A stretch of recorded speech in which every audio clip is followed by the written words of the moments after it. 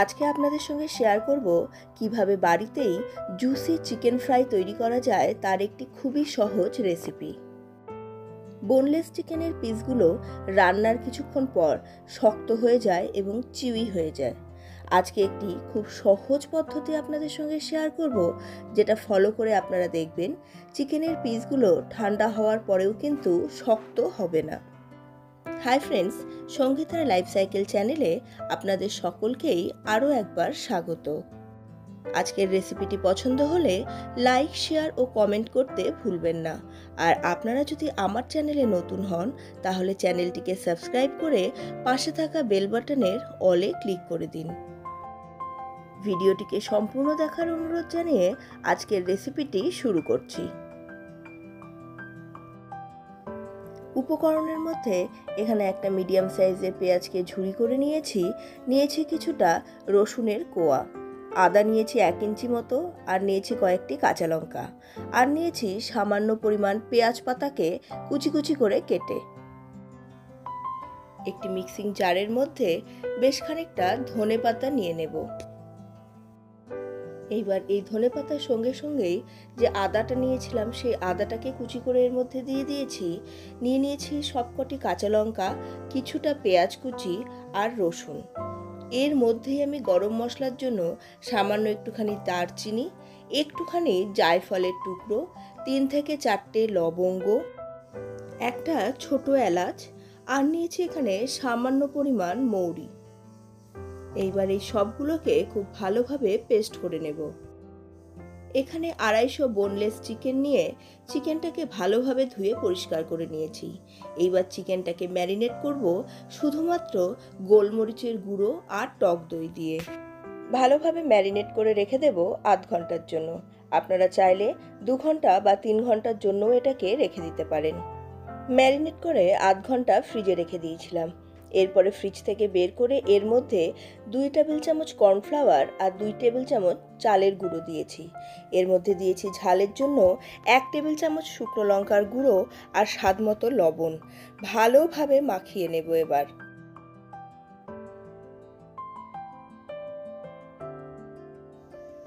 এইবার কড়াই গরম করে এর মধ্যে দিয়ে দেব 1/2 কাপ মতো রিফাইন্ড অয়েল। তেলটা যখন গরম হয়ে যাবে তখন এর মধ্যে একে একে সমস্ত চিকেনের টুকরোগুলোকে ভেজে নেব। বোনলেস চিকেনের পিসগুলোকে রান্না করার সময় এইভাবে একটুক্ষণ ভেজে নেবেন। এতে দেখবেন চিকেনটা চিউই হবে না, ভেতরটা সফট থাকবে। তবে আবার বলছি, অনেকক্ষণ ধরে কিন্তু ভাজবেন না এবং একদম লো ফ্লেমেও ভাজবেন না। আসলে বোনলেস চিকেনের জায়গাটাতে প্রচুর পরিমাণে ফাইবার থাকে। বেশিক্ষণ ধরে ভাজলে পরে এর ভেতরের ওয়াটার কন্টেন্টটা উড়ে চলে যায়, যার ফলেই এটা বেশি চিউই হয়ে যায়। বোনলেস চিকেনগুলোকে খুব ভালোভাবে ভেজে নিয়ে এবার এগুলোকে তুলে রেখে দেব। দেখুন, এখানে চালের গুঁড়ো আর কর্নফ্লাওয়ারের যে কোটিংটা সেটা কিন্তু বেশ গোল্ডেন ব্রাউন হয়ে গেছে।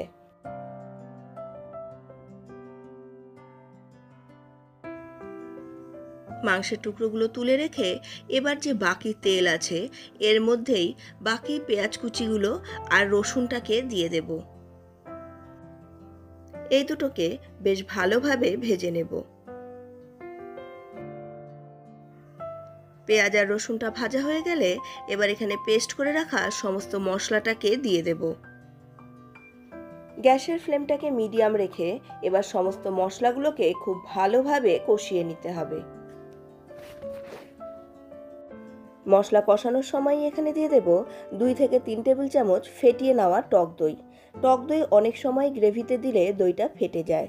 গ্রেভিতে টক দই দেওয়ার আগে ভালোভাবে ফেটিয়ে নিলে কিন্তু টক দইটা আর ফাটবে না। মশলাটা ভালোভাবে কষানো হয়ে গেলে দেখবেন তেল ছেড়ে আসবে। এই সময় এর মধ্যে পরিমাণ মতো হলুদ আর টেস্টকে ব্যালেন্স করার জন্য সামান্য একটু চিনি দিয়ে দেব। এখানে চিকেনের পিসগুলোকে ভাজার সময়ও লবণ দিয়েছি, আবার মশলা পেশার সময়ও কিন্তু লবণ দিয়েছি। তাই এই সময়ে গ্রেভির মধ্যে আর লবণ দেব না। এই সময় লবণ দিলে গ্রেভিতে লবণের পরিমাণ অনেকটাই বেড়ে যাবে। ঢেকে রেখে মিনিট 5 মশলাটাকে খুব ভালোভাবে কষিয়ে নেওয়ার পরে এইবার এর মধ্যে দিয়ে দেব ভেজে রাখা সমস্ত চিকেনের টুকরোগুলো। এবার আবার সবগুলোকে খুব ভালোভাবে মিশিয়ে নেব। গ্যাসের ফ্লেমটাকে একদম কমিয়ে মিনিট খানেক এটাকে এইভাবে ঢেকে রেখে দিয়েছিলাম। যেহেতু এটা চিকেন ফ্রাই তাই এর মধ্যে কিন্তু গ্রেভি থাকবে না। বন্ধুরা, আমার চিকেন ফ্রাই তৈরি করা কমপ্লিট। আপনারা বাড়ির যে কোনো অনুষ্ঠানে এইভাবে চিকেন ফ্রাই তৈরি করে এটাকে স্টার্টার হিসেবে ব্যবহার করতে পারেন। আবার চিকেনের এই রেসিপিটি রুটি বা পরোটার সাথেও কিন্তু অসাধারণ লাগে। আর গরম ভাতের সাথে এটা কেমন লাগবে সেটা তো আপনারা দেখে বুঝতেই পারছেন। আমার আজকের রেসিপি আপনাদের কেমন লাগলো আমাকে কমেন্ট বক্সে এসে জানাতে কিন্তু ভুলবেন না। রেসিপিটি ভালো লাগলে অবশ্যই লাইক, শেয়ার ও কমেন্ট করে দিন। আর আমার চ্যানেলে যদি আপনারা নতুন হন তাহলে চ্যানেলটিকে সাবস্ক্রাইব করতেও ভুলবেন না। আর চ্যানেলটিকে সাবস্ক্রাইব করলে পাশে থাকা বেল বাটনের অলে ক্লিক করে দিন। তাহলে আমার প্রত্যেকটি নতুন রান্নার নোটিফিকেশন আপনাদের কাছে পৌঁছে যাবে সবার আগে।